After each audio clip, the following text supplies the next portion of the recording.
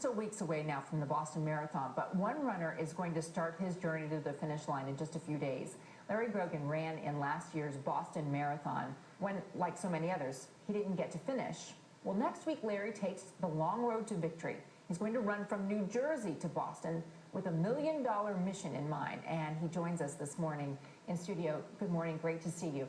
Take us back to that day last year when you were running the Boston Marathon and you were so close to the finish line. Well, I was close to the finish line and turned the corner onto Boylston Street, and then the bombs hit. And it was kind of a big surprise. We didn't know at first whether it was bombs or an explosion or whatnot, but that said, kind of changed the day. Given that you were so close to it, I mean, were you immediately removed from the situation? Were you involved in trying to rescue people? What happened next? Well, the first explosion happened, and all the police picked up their walkie-talkies, and then there was, I think it was about 30 seconds or so, and then the second one happened, and then everybody knew, and they came out and put barricades in front of, we were, 100 yards or so from the finish, and they came out, put barricades up, and that was the end of the race, and they said the race is over. So we were all kind of went from the euphoria of a race to kind of the reality of a... And it was such a close call for so many people. I mean, even those who had already finished and moved on, I mean, you just feel like that could have been you right there at the finish line at that particular moment. So why did you decide to participate again this year?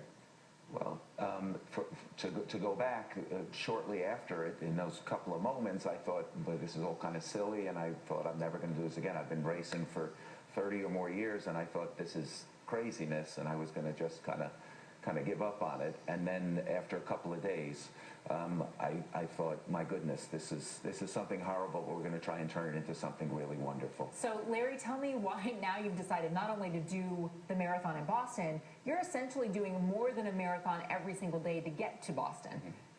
Well, we're starting next Sunday, that's Palm Sunday, April 13th, and we're going to run 32 miles each day. John Ronaldo is going to be joining me, and we're going to run for 32 miles each day, stopping in hotels along the way, and eventually at Paul Newman's camp, the hole-in-the-wall camp.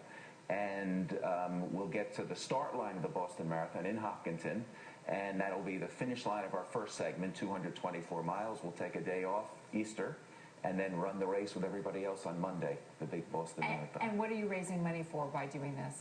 With Paul Newman's Hole-in-the-Wall Camp, which is a camp for children with cancer and serious diseases.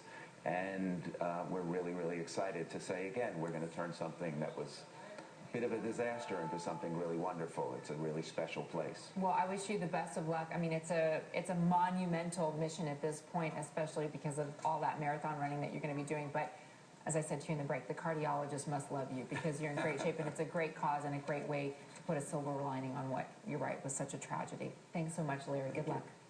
Pat? All right, Concetta.